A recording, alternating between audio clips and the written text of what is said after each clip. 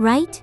People overseas call this AI get all four together, and it's an instant Actually, it has 0 lines of execute that's handled by self-critique. I built a landing page with Claude Code and it works, but it looks kind of lame. Purple gradient, 3 columns of cards, inter font. I feel like I've seen this exact look somewhere before. Oh, that's the classic AI-generated UI symptom. I thought it was just me, but every AI-built UI I've seen has the same face. LLM naturally drift toward whatever patterns showed up most in their training data. Purple gradient hero, 3-column feature grid, nav bar with a logo on the left and a CTA on the right. They're all like fingerprints AI tends to leave behind. Fingerprints? So there's a pattern you can actually identify. Right? People overseas call this AI-slop. Slop. Like sloppy leftovers, that kind of nuance. And there's actually a skill built to prevent this AI-slop, called Hallmark. It's made for Claude Code and Cursor, and it's already passed 12K stars. Growing that fast in under 3 months means everyone was dealing with the same problem. Today we're looking at how Hallmark helps you build UI that doesn't scream AI made this. I called it a fingerprint earlier, but Hallmark actually gives these things names. First up, the purple gradient hero. A hero section with a gradient flowing from purple to blue or purple to pink. Oh, that's literally what Sharina built. Next, the 3-column feature grid. Icon on top, a heading below it, then a description underneath. 3 of those side by side. I built my whole features section exactly like that. There's also the AI nav logo on the left. Links in the center, CTA button on the right. White background, a 1px underline. Features, pricing, docs, lined up in a row sound familiar. Familiar, extremely familiar. Then there's the Aurora blob background. A blurry, mesh-like background flowing from purple to pink to cyan. That's the one floating softly behind the hero, right? I thought that looked stylish. On its own, it's not bad. But combine them, and it gives itself away instantly. Purple gradient hero, 3-column grid, inter font, Aurora background. Get all 4 together, and it's an instant AI-generated fingerprint. I always thought this looks kind of lame, was just a matter of taste, but it's actually a detectable pattern. Exactly. So Hallmark lists all of these out and checks for them before anything ships. But why does AI keep drifting back to the same pattern every time? Like I said, LLM output whatever pattern was most common in their training data, as if it were the correct answer. There's a huge number of UI templates online that all share a similar layout. Purple gradient hero, 3-column cards, white background with the inter font. Those show up so disproportionately often in the training data that, without any instruction otherwise, everything converges there. So for the AI, the pattern it sees the most is the safe choice. Right? Reverting to the statistical mode is just a structural trait of how LLM work. So if I just write "don't make it lame" in the prompt, would that avoid it? That doesn't actually work. Since not lame is vague to the AI, it just drifts back to the most common pattern anyway. Same with make it stylish. Without a concrete standard for what stylish means, it just converges to the average. So instead of negative instructions, you have to spell out exactly what to do. Exactly. That's why Hallmark spells out everything. Use this. This is banned, explicitly. It's a system that controls the AI output with concrete rules instead of vague instructions. Hallmark's an NPM package, right? So when you install it, does it come with some kind of running program? Actually, it has 0 lines of executable code. 0 lines, so what's even in it? It's all Markdown. There's a skill MD file that's 558 lines, and under the references/folder, there's a collection of design rules that runs over 10,000 lines. It got past 12K stars with just Markdown. Right? The AI reads this Markdown, and that's what changes the style of the UI it generates. This is actually part of a new ecosystem called Skills for AI Coding Assistants. So they're distributing config files meant for the AI to read, packaged like a library. Exactly. It's not distributing code to execute. It's distributing knowledge that changes how the AI behaves. The way NPM gets used is really changing. Let's look at how Hallmark manages to produce a different UI every single time. First, there's a catalog of 20 different visual themes ready to go. Specimen Brutal Newsprint, Terminal Garden, Rhizo. Just from the names, you can tell they're going in completely different directions. Brutal has rough, aggressive typography.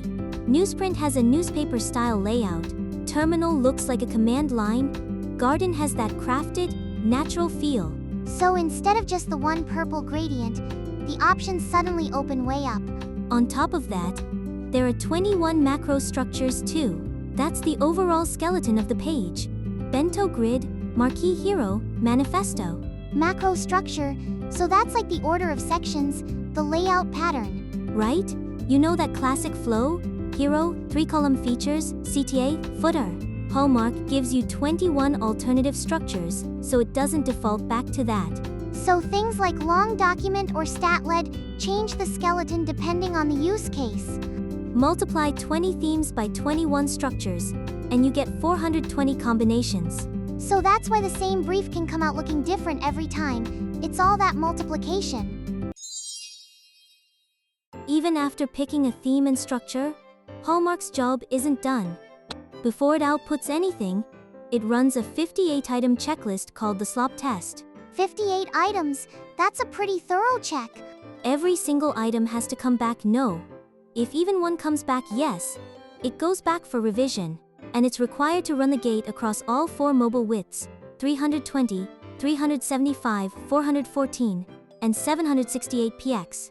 So even if it looks clean on desktop, if it breaks on mobile, that's a fail. One that really stands out is Gate 38A, the rule that bans italic headlines entirely. You can't italicize headlines. I mean headlines like built to think where just the word think is italicized. That's called out as one of the biggest fingerprints of AI-generated design. Now that you mention it, I feel like I see that all the time on AI-made landing pages. Gate 49 bans button and link text from wrapping to a second line, because when a CTA wraps to 2 lines, it looks like a styling mistake, and it hurts trust. There's a contrast check too, right? Gates 40 and 41 calculate contrast, using either UPCA or the WCAG2, one standard. That's how it catches things like black text on a black button, or dark text on a dark background. Even with 420 combinations of theme and structure, wouldn't an AI tend to keep picking the same one? There's a mechanism that prevents exactly that. It's called the diversification rule. It logs every generation into a file called Hallmark/log JSON. Which macro structure was used last time? Which theme was picked? All of it gets recorded.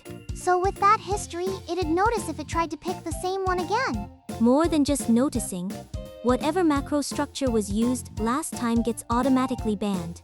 And on top of that, it stamps a comment at the top of the generated CSS. Something in the format, Hallmark macrostructure, Bento grid theme, Rhizo. So it's stamping the CSS to use as a reference for next time. Between the log and the stamp, it physically blocks convergence toward the same look. But even with a different structure, the result can still come out kind of mediocre, right? That's handled by self-critique. Before it outputs anything, the AI scores itself across 6 axes: philosophy, hierarchy, execution, specificity, restraint, variety. Each axis gets scored 1 to 5. And if any axis comes in under 3, it goes back for revision. So the AI decides on its own, this is kind of mediocre, and redoes it. The history prevents structural repetition, and self-scoring raises the quality floor. It's a 2-layer defense. Hallmark has 4 verbs, basically 4 ways to use it. The default, when you don't specify anything, is building a new UI. It picks a macro structure and theme, runs it through that 58-gate check, and then outputs it. So when you're building something new, the SLOP test runs automatically. The second is audit. That's a mode that scores existing code against the anti-patterns. It doesn't touch the code, it just gives you a punch list of what's wrong. Now I'm curious how many things it'd flag if I ran it on my own existing project. When you actually run it, you get a number, how many of the 58 gates it failed, so you can see it objectively. Seeing it as a score instead of just a gut feeling is a little scary but useful. The third is redesign. It keeps the copy and branding, and only rebuilds the structure. The writing and information design stay the same. Only the visual fingerprint changes. So that's for when you want to keep the substance of an existing site, but strip out the AI feel. And last is study. That's the mode that extracts DNA from a design you admire. DNA extraction, so if you hand it a screenshot, it just copies it directly. Pixel, for pixel copying, is explicitly refused. What it extracts is things like macro structure, color tendencies, how the fonts are paired. So it's more about learning the essence and applying it to your own UI. Okay, I get how Hallmark works, but how do you actually install it? npx skills add nutlope/hallmark. That's it. Huh? npx instead of npm. Right. There's a CLI called skills, and it installs through that. For Claude Code, it lands in ~Claude/skills/hallmark/. For cursor, it gets copied to cursor/rules/hallmark, MDC. Does Codex support it too? Yeah, either ~codex/skills/hallmark/ or codex/skills/hallmark/ right in the project root. What if you want to copy it in manually? Just drop skill MD and the references/folder into that same path. That's it. By the way, the skills command isn't Hallmark specific. So other skills can be added the same way. Even with the same Hallmark, a different brief gives you a completely different face. Take the hero for Distill, that API extraction service. Cobalt theme, Grotesque style sans serif, with actual curl code right on the page. Makes sense for a dev-facing service. Seeing the actual code lands harder. Then there's Hollowback Apiary, a honey brand site. Garden theme, deep green serif, type with a honey jaw illustration next to it. An API site and a honey shop, and you'd never guess they came from the same skill. The site for Cold Snap, an EP, uses the Carnival theme. Bold condensed type stacked vertically, like a poster layout. So for music, the typography itself becomes the visual centerpiece. Najm, a Moroccan fashion brand, uses the custom theme. Terracotta color palette, with Arabic laid out alongside the English. So it can even reflect a brand's regional identity. Same custom theme, but change the macro structure and the impression is completely different. There are a few things worth knowing before you bring in Hallmark. First, the safety feature for using it on an existing project. Hallmark has something called a safety rail, so it won't just delete your existing files. Whenever a deletion is needed, it always asks for explicit confirmation first. Yeah, you don't want to hand it full control and come back to find your important files gone. Also, it runs through all 58 gates, so generation takes a fair amount of time. Checking against mobile width, scoring itself, all of that adds up. So the trade-off for quality is you have to accept the weight. And the skill itself is one huge Markdown file, so it eats into the context window. Right, the more docs it has to load, the more tokens it burns through. Still, it's MIT licensed, so there's no lock-in to worry about. The author works at Together AI, but it's open source, free to use however you want. Once you understand the cost and the constraints, it's a pretty powerful tool. It's kind of wild that this looks kinda off, actually has a name, and you can detect it. Yeah, the LLM regression to the mean problem. You can't fix that with prompting alone. Hallmark tackles it with three things: explicit band patterns, forced diversification, and self-checking. That structure is what keeps the AI output in check. So instead of a vague make it look nice, it's concrete rules doing the constraining. If I were trying this first, I'd probably start by running audit on my own project. Seeing how many of the 58 gates you're failing tells you your own AI-slop score. I'm a little scared to see how many Sharina's landing page would fail, but let's try it. 0 lines of execution code and 12,000 stars. That alone says something about how things are shifting. We've reached a point where you package up knowledge for AI to read and distribute it like software. So it's less about writing code and more about designing how the AI behaves. If you've been leaving the UI entirely to AI, running an audit once might be a good reality check.